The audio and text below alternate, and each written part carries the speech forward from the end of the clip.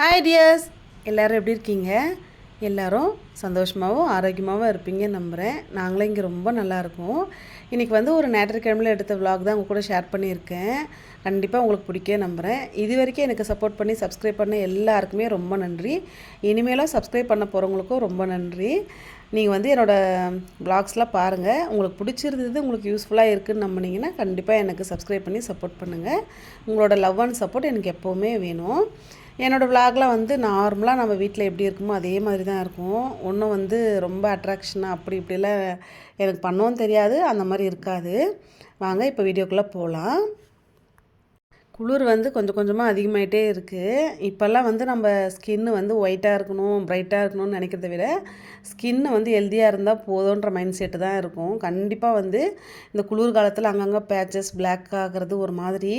நானும் நார்த் இந்தியாவில் ஏர்லி ஸ்டேஜில் வரும்போது அப்படி தான் இந்த என்ன சொல்கிறது ஸ்கின் க்ரீமு என்னவோ பண்ணுவாங்க. இந்த குளிர் காலத்துக்கெல்லாம் எண்ணெய் வடிகிற மாதிரி இருக்கும், அந்த க்ரீம்லாம் போடுவாங்க. நான் நினைப்பேன் இதெல்லாம் போட்டால் நம்ம ஸ்கின் வேஸ்ட் ஆகிடும், நம்ம கலர்லாம் டல் ஆகிடும் அப்படிலாம் நினச்சி நிறைய ஸ்கின்னை வேஸ்ட் பண்ணியிருக்கேன். ரொம்ப ட்ரையாக அங்கங்கே பேட்சாக ஆகிருக்கு. இப்போ தான் ஒரு கன்க்ளூஷனுக்கு வந்திருக்கு. ஸ்கின்னு அழகாக இருக்கிறத விட ஹெல்த்தியாக இருக்கிறது ரொம்ப முக்கியம் அப்படின்ட்டு நான் என்ன பண்ணுறது, தூங்கி எழுந்த உடனே ஃபேஸ் வாஷ் பண்ணிவிட்டு இமாலயா இந்த பேபி லோஷனு இல்லைனா பேபி க்ரீம் அந்த மாதிரி, இல்லாட்டி ஜான்சன் அந்த ப்ராண்டும் நல்லா தான் இருக்குது. அதில் நம்ம என்ன க்ரீம் ஃபேஸ்க்கு யூஸ் பண்ணுறோமோ அது கொஞ்சமாக ஆட் பண்ணி அது கொஞ்சம் நிறையா இருக்க மாதிரி பார்த்து ஃபுல்லாக அப்ளை பண்ணிக்கிறது. ஸ்கின்னை எப்போவுமே ஒரு ஈரப்பதமாகவே இருந்தால் தான் ரொம்ப நல்லது. இந்த கிளைமேட்டுக்கு அப்போ தான் கொஞ்சம் சர்வை பண்ணுற மாதிரி இருக்கும், இல்லைனா ஸ்கின்னு ரொம்ப டேமேஜ் ஆகிரும். அது மட்டும் போட்டுட்டு சின்னதாக ஒரு பொட்டு வச்சுட்டு ஒரு வேலையை பார்க்க ஸ்டார்ட் பண்ணிடுது. அப்புறம் லிப் பாம் கண்டிப்பாக போடணும். லைட்டாக லிப் பாமும் போட்டுட்டு நம்ம வேலையை ஸ்டார்ட் பண்ண வேண்டியது தான். குளிர் ஸ்டார்டிங் கொஞ்சம் கம்மியாக இருக்க மாதிரி தான் இருந்தது. இப்போ குளிர் டே பை டே இன்க்ரீஸ் ஆகிட்டே போகுது. ரொம்ப கஷ்டமாக தான் இருக்குது. என்ன பண்ணுறது, நம்ம ஏஞ்சி எல்லா வேலையும் பார்த்து தான் ஆகணும். அப்படியே தான் போகும். சண்டே கொஞ்சம் லேட்டாக ஏஞ்சிட்டா முடிஞ்சு போச்சு. அதனாலே சண்டேவும் கரெக்டாக ஏஞ்சி எல்லா வேலையும் சீக்கிரம் பார்த்து முடிச்சிடுறது. குழந்தைங்கள முடிஞ்ச அளவுக்கு எழுப்புறதில்ல. காலையில் ஸ்கூல் டைமிங் எல்லாமே சேஞ்ச் பண்ணிட்டாங்க கொஞ்சம் லேட்டாக. அதனால் நம்ம எல்லா வேலையும் முடிச்சுட்டு டக்குன்னு அவங்கள ஏஞ்சி ரெடி பண்ணுற மாதிரி தான் இருக்குது. தண்ணியில் கை வைக்க தான் கொஞ்சம் கஷ்டமாக இருக்கும். கொஞ்சம் வெயில் வர வர கொஞ்சம் நார்மலாக ஆகிடும். காலையில் அந்த ஜன்னலை திறந்துட்டு அது தூரமாக தெரிகிற வீட்டில் ஒரு நேஷ்னல் ஃப்ளாக் இருக்கும். அதை எட்டி பார்த்த உடனே நமக்கு கொஞ்சம் அப்படியே புத்துணர்ச்சி வந்த மாதிரி இருக்கும். எனக்கு அப்படி தான் கொஞ்சம் நாளாக மைண்ட் செட் இருக்குது. கொஞ்சம் கொஞ்சமாக அப்படியே டே ஸ்டார்ட் ஆகிட்டு போக போக நல்லா பிரிஸ்காகிடும். இன்றைக்கி இட்லி மாவு எதுவுமே இல்லை. சரின்னு சொல்லிட்டு நைட்டே பச்சரிசியை ஒரு கிளாஸ் அளவுக்கு ஊற வச்சுருந்தேன். இடியாப்பம் இந்த மாதிரி மெத்தட்லேயும் பண்ணலாம், ரொம்ப நல்லாவே வந்தது. ஒரு கிளாஸ் பச்சரிசி நைட்டு ஊற வச்சுட்டு இப்போ நம்ம நைட்டு பண்ணுறோன்னா காலையில் ஊற வச்சு அரைச்சிக்கணும். இப்போ இதை அரைச்சி எடுத்துக்க வேண்டியது தான். இதில் இடியாப்பம் ரெடி பண்ண போகிறேன். இந்த மெத்தட் தான் ஃபஸ்ட் டைம் ட்ரை பண்ணியிருந்தேன். ரொம்பவே சூப்பராக வந்தது. நல்லா நைஸாக அரைச்சி எடுத்துக்கலாம். ரொம்ப திக்காக அரைக்கணும், தண்ணி நிறைய ஊற்றணும் அப்படிலாம் கிடையாது. நம்ம இஷ்டம் போல் அரைச்சி எடுத்துக்கலாம். அது ஒரு பெனிஃபிட் இந்த மெத்தடில் அரைக்கிறது. ஈவன் பிகினர்ஸ்க்கும் இந்த மெத்தட் ரொம்ப ஈஸியாக இருக்கும், டக்குன்னு பண்ணிடலாம். இடியாப்பமே பண்ண தெரியாது, பண்ணதே இல்லைன்றவங்களுக்கும் இது ரொம்ப ஈஸியாக இருக்கும். கண்டிப்பாக ட்ரை பண்ணி பாருங்கள்.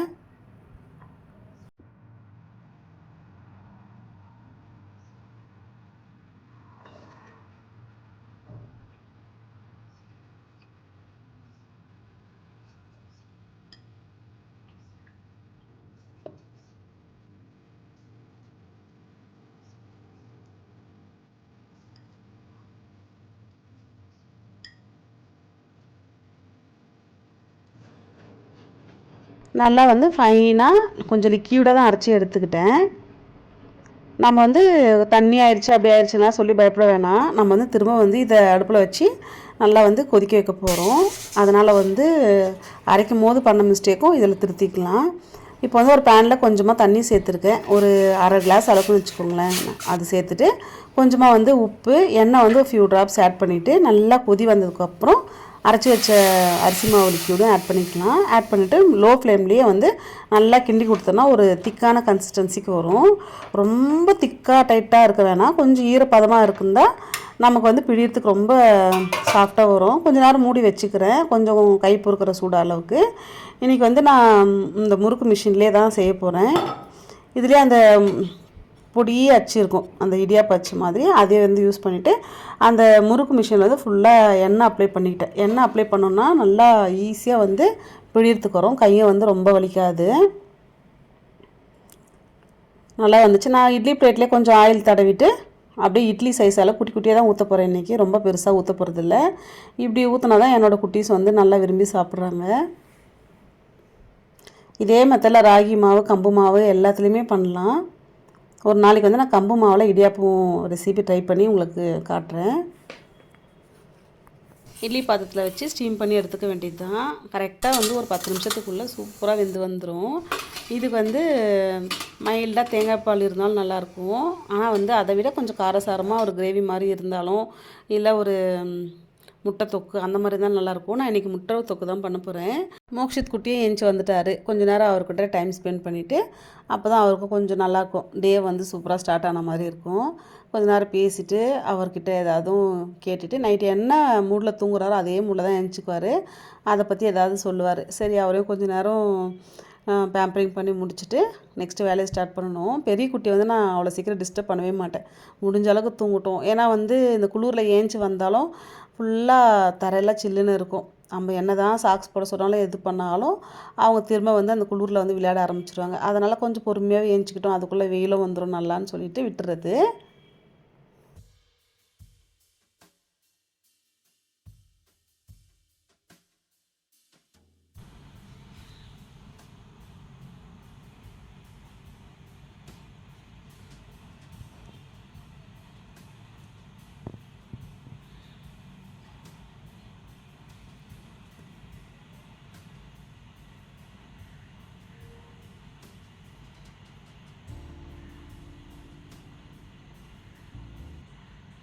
இடியாப்பமும் ரெடி ஆகிடுச்சு. அதையும் ஹாட் பாக்ஸில் போட்டு வச்சுக்கலாம். கொஞ்சம் நேரத்தில் வந்து சில்லுன்னு ஆகிடும். சூடாக சமைச்சு சூடாக டக்கு டக்குன்னு சாப்பிட்றணும். இல்லாட்டி வந்து சாப்பிட்ற ஃபீலே இருக்காது, என்னவோ ஒரு மாதிரி இருக்கும். இடியாப்பம் நல்லா சாஃப்டாக நல்லா சூப்பராக வந்துருந்தது.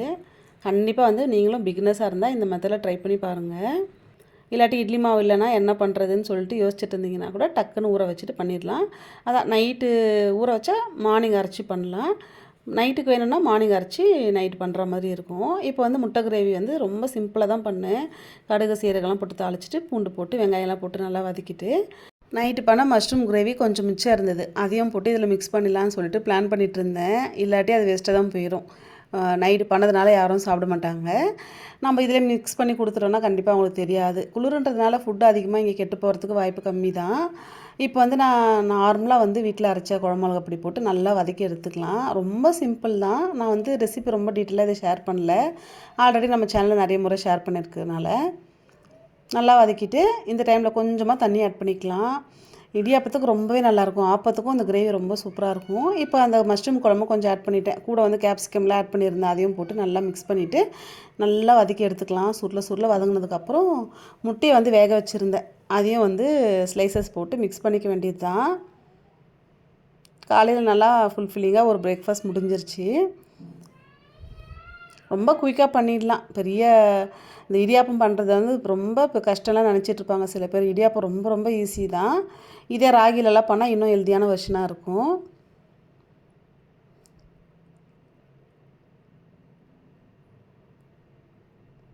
அவ்வளோதான், கிரேவியும் ரெடி ஆயிடுச்சு. இப்போ வந்து மதியத்துக்கு என்ன வாங்கிட்டு வந்து தருவாங்கன்னு தெரியல. சண்டேனாவே ரொம்ப பிஸியாக போகிற மாதிரி தான் இருக்கும், நாள் ஃபுல்லாக கிச்சனில் இருக்க மாதிரி தான் இருக்கும். நம்ம ஊர்லனா கூட சண்டேக்கு பதில் வேறு ஏதாவது ஒரு டேயில் வந்து சமைச்சிக்கலாம். குழந்தைங்க ஸ்கூலுக்கு போன அப்புறம் பொறுமையாக சமைச்சு வந்த உடனே கொடுத்துட்டு நமக்கு ரிலாக்ஸாக இருக்க மாதிரி இருக்கும்.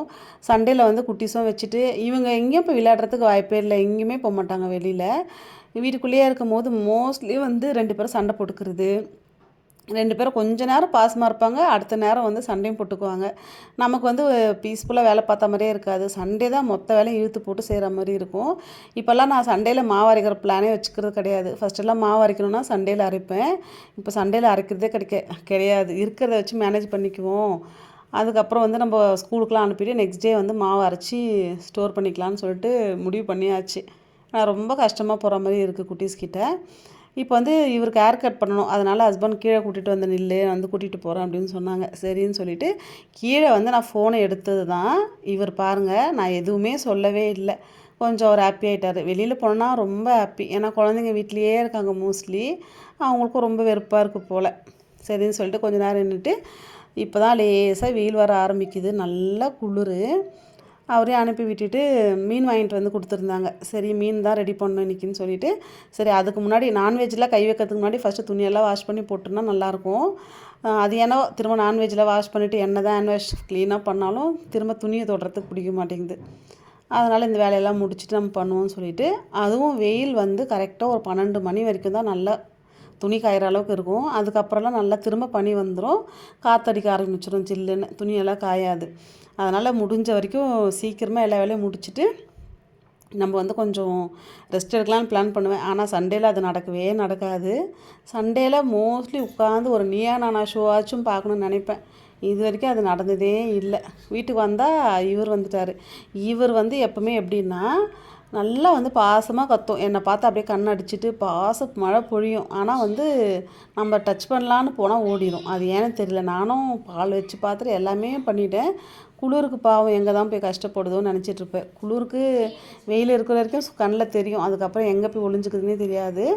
பார்க்கவே முடியாது. ஈவினிங் ஆக ஆக அது எங்கே போச்சோன்ற ஒரு மைண்டு எனக்கு அப்படியே ஓடிட்டே இருக்கும். சரி சமையல் வேலையை ஸ்டார்ட் பண்ணிவிடுவோம். அவர் கூடயே நம்ம டைம் ஸ்பெண்ட் பண்ணால் டைம் போகிறதே தெரியாதுன்னு சொல்லிட்டு, இங்கே வந்து வெஸ்ட் பெங்காலாக பக்கன்றதுனால நமக்கு மீனுக்கு பிரச்சனை இல்லை. அதே நான்வெஜ்ஜில் மீன் சாப்பிட்டா கொஞ்சம் திருப்தியாக இருக்க மாதிரி இருக்குது. மற்றதெல்லாம் அந்தளவுக்கு பிடிக்க மாட்டேங்குது. கொஞ்சமாக ப்ரானும் இந்த மீன் பேரெல்லாம் தெரியல. நல்லா வந்து மஞ்சள் பொடி போட்டுட்டு அதுக்கப்புறம் நம்ம வாஷ் பண்ணோன்னா அந்த ஸ்மெல் வந்து அவ்வளோ இருக்காது. மீன்லாம் சமைச்சோன்னாவே வாசல் வரும்போதே தெரிஞ்சிடும் நம்ம வீட்டில் மீனுன்ற அளவுக்கு. அந்த அளவுக்கு ஸ்மெல் வரும். அதெல்லாம் இல்லாமல் ரொம்ப க்ளீனாக வாஷ் பண்ணிடலாம். புளியெல்லாம் ஊற வச்சுருந்தேன். ஆல்ரெடி நம்ம சேனலில் நிறைய முறை ஷேர் பண்ணியிருக்கேன். புளி கூடவே எல்லாம் மிக்ஸ் பண்ணிவிட்டு தக்காளி, பச்சை மிளகாத்தூள் எல்லாமே மிக்ஸ் பண்ணிவிட்டு அப்படியே வெங்காயம் வதக்கிட்டு தாளிக்கிற மாதிரி. இந்த மெத்தடில் ரொம்ப குயிக்காகவும் ஆயிடுற மாதிரி இருக்குது. டேஸ்ட் ரொம்ப சூப்பராக இருக்குது. சரி அதையே செஞ்சிடலாம் தான் ரெடி பண்ணிகிட்டு இருந்தேன்.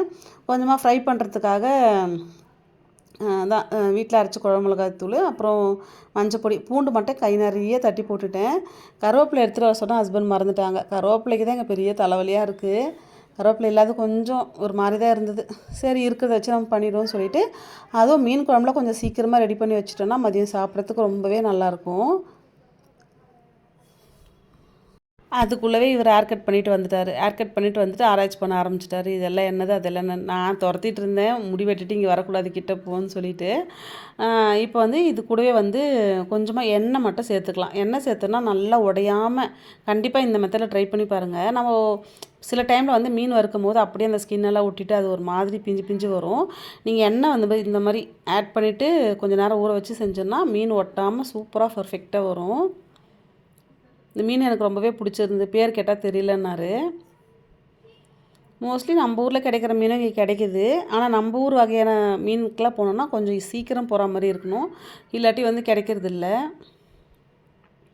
இப்போ வந்து ப்ரான் இன்றைக்கி எனக்கு பிடிச்ச மாதிரி செஞ்சு சாப்பிட்லாம். எப்போவுமே பிரியாணி, தொக்கு இதெல்லாம் பண்ணுவேன். இன்றைக்கி எனக்கு பிடிச்ச மாதிரியே தான் செய்யணும்னு சொல்லிட்டு ரொம்ப நாள் ஆச்சு. ரொம்ப நாளுன்றதை விட வருஷம் ஆச்சு. நல்லா வந்து இந்த மாதிரி ஈரமாக மேரினேட் இஞ்சி, பூண்டு எல்லாமே தட்டி சேர்த்துருக்கேன். கொஞ்சமாக தனி மிளகாய்த்தூள், மஞ்சள் தூள், வீட்டில் அரைச்ச குழம்பு மிளகாய்த்தூள் இதெல்லாம் போட்டு மிக்ஸ் பண்ணிவிட்டு நல்லா ஊற வச்சுட்டு கொஞ்சம் லிக்யூடாக இருக்கணும். அப்படியே வந்து எண்ணெயில் போட்டு நல்லா புரட்டி சுருள வதக்கணும். இந்த மாதிரி பண்ணும்போது ரொம்ப டேஸ்ட்டாக இருக்கும். கருவேப்பிலை கொஞ்சம் தூவி இருந்தால் நல்லா இருந்திருக்கும். இப்போ மீன் குழம்பு ஆல்மோஸ்ட் வந்து நல்லா கொதிச்சிருச்சு. இந்த மெத்தட் ரொம்பவே ஈஸியாக இருக்குது. டக்குன்னு பண்ணுற மாதிரி இருக்குது. சூப்பராக இருக்குது.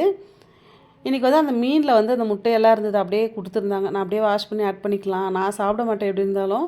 குட்டீஸ்க்கு வந்து ஊட்டிடலாம். நம்ம சாப்பிடாது கூட நல்லதுன்னா குழந்தைங்களுக்கு எப்படியாவது ஊட்டிடணும். எல்லாம் ரெடி பண்ணிட்டு இருக்கும்போது திடீர்னு தோணுச்சு, இந்த குழம்புக்கெல்லாம் களி வச்சு சாப்பிட்டா ரொம்பவே நல்லாயிருக்கும்னு சொல்லிட்டு. களி எனக்கு சமைக்கவே தெரியாது.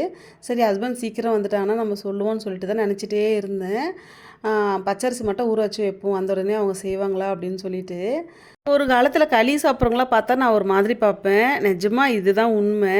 களி என்னமோ ரொம்ப வந்து லோவஸ்ட்டான ஒரு உணவு அப்படி நினச்சிட்டு இருந்தேன். வீட்டில் அம்மா எப்போயாவது பண்ணால் கூட நான் சாப்பிடவே மாட்டேன். ரொம்ப பிஹேவ் பண்ணுவேன். ஆனால் சிலதுக்கு வந்து காலம் அப்படியே கர்மா பூமராங்னு சொல்கிற மாதிரி இப்போ வந்து ரிலேஸ் பண்ணுறேன். அதை விட ஹெல்தியான உணவு எதுவுமே கிடையாதுன்னு சொல்லிட்டு இது வரைக்கும் லைஃப்பில் கரெக்டாக ஒரு 2 முறை சாப்பிட்ருக்கேன். அவ்வளோதான். அதுவும் கொஞ்சமாக திருப்தி இல்லாமல் சாப்பிடுவேன், பிடிக்காம. இப்போல்லாம் களின்ற பேர் கேட்டாவே அவ்வளோ சந்தோஷமாக இருக்குது. குழந்தைங்களுக்கு இப்போதுலேருந்து இதெல்லாம் பழக்கணும்னு நினச்சிட்ருக்கேன். அதனால தான் இன்றைக்கி எப்படியாவது சமைச்சிடணும்னு நினச்சிட்டு இருந்தேன். கண்டிப்பாக எனக்கு வராது. ஒரு முறை ட்ரை பண்ணி அது சொதப்பலாக கூட முடிஞ்சுது. அதனால் ஹஸ்பண்ட் வர வரைக்கும் வெயிட் பண்ணிட்டு இருந்தேன். அவரும் வந்து சரி செய்யலான்னு சொல்லிட்டாரு. ரொம்ப சந்தோஷமாக இருந்தது. இன்றைக்கி வந்து மீன் குழம்பு, இந்த களி, ஃபிஷ் ஃப்ரை, அதுக்கப்புறம் இந்த ப்ரான் ஃப்ரைலாம் வச்சு சூப்பராக சாப்பிட்ணுன்னு சொல்லிட்டு, குழந்தைங்களுக்கும் வந்து நம்ம நல்லது நல்லது ரொம்ப ஹெல்தின்னு அடிக்கடிக்கு சொல்லிட்டு இருந்தால் அவங்களுக்கு அந்த மைண்டில் நல்லா ஊறிடும். நம்ம வந்து திடீர்னு கட்டாயப்படுத்தலாம் கொடுக்கக்கூடாது. ஒரு உணவு கொடுக்குறோன்னா முன்னாடியே அதை பற்றி கொஞ்சம் பில்டப்லாம் கொடுக்கணும். நான் அப்படி தான் கொடுக்குறது 2 பேருக்குமே. கொஞ்சம் பில்டப்லாம் கொடுத்தோன்னா அவங்களும் அப்படியா இப்படியான்னு சொல்லிட்டு சாப்பிட்றது. களி வந்து இப்போ கொஞ்ச நாளாக வந்து இவங்களும் கேட்டுட்ருக்காங்க. களி எப்படி இருக்கும்? களின்னா என்னன்ட்டு. அந்த மாதிரி கேட்கும்போது கொஞ்சம் கஷ்டமாக தான் இருக்குது. களின்னா என்ன? களி எப்படி இருக்குன்னு கேட்டாவே நம்மளுக்கு ஒரு வேதனையாக இருக்க மாதிரி இருக்குது. நம்ம குழந்தைங்கள இப்படி வளர்த்துருக்கோமே அப்படி சொல்லிட்டு. இன்றைக்கி ரொம்ப திருப்தியாக இருந்தது இந்த லஞ்சு. குழந்தைங்க வந்து அதுக்கு மேலே விரும்பி சாப்பிட்டாங்க. இதை அதிகமாக ட்ரை பண்ண நினச்சிட்ருக்கேன். ஆனால் இன்னும் ஒரு 2, 3 முறை வந்து செய்கிறது நல்லா பார்த்தா தான் எனக்கு மைண்டுக்கு வரும். நம்ம வீடியோட எண்டுக்கு வந்துடும் ஃப்ரெண்ட்ஸ். கண்டிப்பாக இந்த வீடியோ உங்களுக்கு பிடிச்சிருக்குன்னு நம்புகிறேன். வீடியோ பிடிச்சதா மறக்காமல் சப்ஸ்கிரைப் பண்ணி சப்போர்ட் பண்ணுங்கள். கண்டிப்பாக லைக் பண்ணுங்கள். உங்களோட தாட்ஸை வந்து எனக்கு கமெண்ட்ஸில் சொல்லுங்கள். பாய்.